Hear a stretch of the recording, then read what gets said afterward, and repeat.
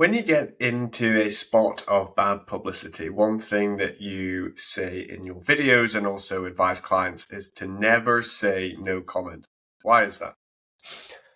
Yeah, this is a video that has done pretty well, and I think it was because when I did it, I was talking about the TV show Succession, the HBO series, a very famous one, and just all the mistakes that one character or a few characters there actually are making. So look, there is no benefit to saying no comment. Number one, the words no comment are reportable and they look bad either on TV, on the radio, or in print. They don't look good. When asked for comment, so-and-so said no comment. That doesn't make so-and-so look very good. So that's first of all. Second of all, by declining to comment, you are offering no comment. And so it's better to decline to comment and not participate in anything than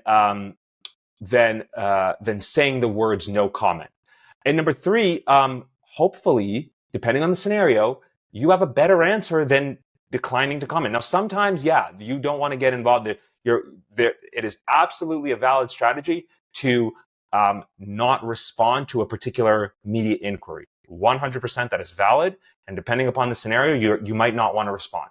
But saying the words no comment is never in your best interest. And you just end up looking goofy. Like, that's it. You just look goofy and unprepared and nervous. It doesn't help you. Speaking of being unprepared, though, what happens if you're accosted by a journalist and they ask you a direct question in which you don't know the answer? How do you manage a situation like that? As part of an interview that you've already set up?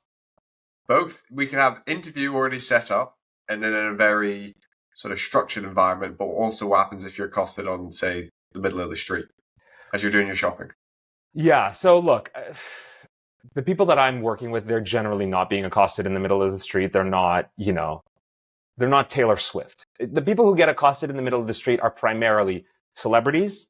They're not even politicians, because politicians are walking around with security, right? So they don't get accosted by anybody. Professional athletes rarely get accosted. Typically with athletes, there's an understanding between the club and the media that, like, what's cool and what's not cool. Where an athlete gets accosted is by a content creator or a person on Instagram or whatever. That's where an athlete can get accosted. So typically the people that I'm working with, which is business people, they're not like household names that are going to get accosted in the middle of the street. Now, if you don't know the answer to a question as part of an interview that you have set up, there is nothing wrong with saying, you know what, I don't know, I'll have to get back to you on that. I think a lot of times people get in trouble with the press when they start talking about things that they don't know and they start speculating. And one of the rules that I have when I'm giving a media training interview, media training session, is don't speculate on things that you don't know about. It's never in your best interest. And chances are you're going to go somewhere where you don't want to go. And so if you're not prepared for a question, there's nothing wrong with saying, you know what, I actually don't know the answer to that. Can I get back to you on that? And generally speaking, a reporter will accept that answer, especially if you get asked a question about a topic where you're not an expert in. Now, if you're getting asked about your business and, hey, what was your profit this year? And you don't know the answer to that, that's problematic. You need to prepare. You need to know the answers to those questions. But generally speaking, if there's something that you legitimately don't know the answer to and you have no reason to know the answer to that, it's okay for you to say, you know what, I don't really know. Let me get back to you on that. I don't want to speak out of turn.